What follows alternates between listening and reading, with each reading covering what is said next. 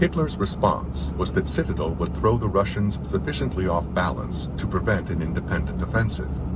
He implied that Model would be reinforced by the Panthers that instead went to Hull.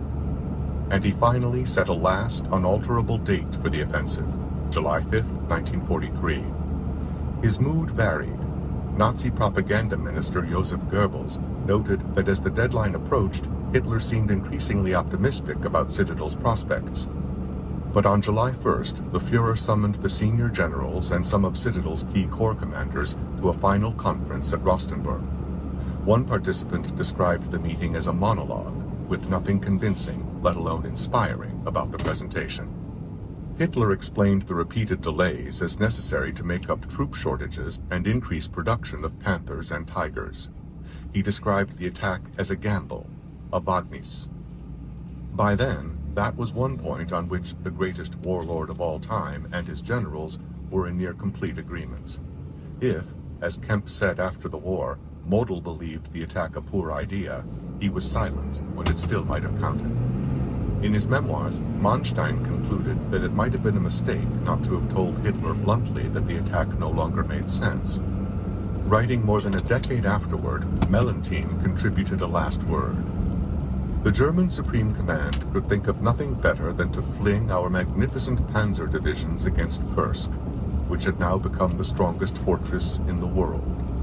Want of civil courage and military integrity? Perhaps. Or perhaps Hitler and his generals had in common the feeling a gambler knows when he has so much in the game. The easy decision is to call the hand. It is a familiar axiom of modern war, expressed mathematically in something called the Lanchester equations, that an offensive requires a 3-to-1 superiority. Soviet doctrine optimistically reduced that to 3-to-2, assuming the Red Army's superior planning, staff work, and fighting power.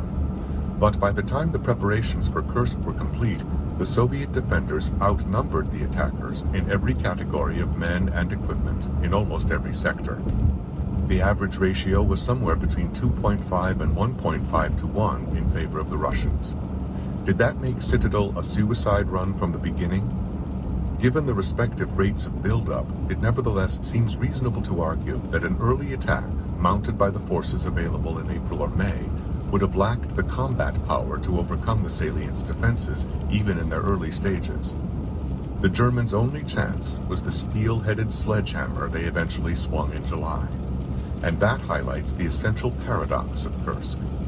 The factors that made the battle zone acceptable in operational terms also made it too restrictive to allow for the application of the force multipliers the German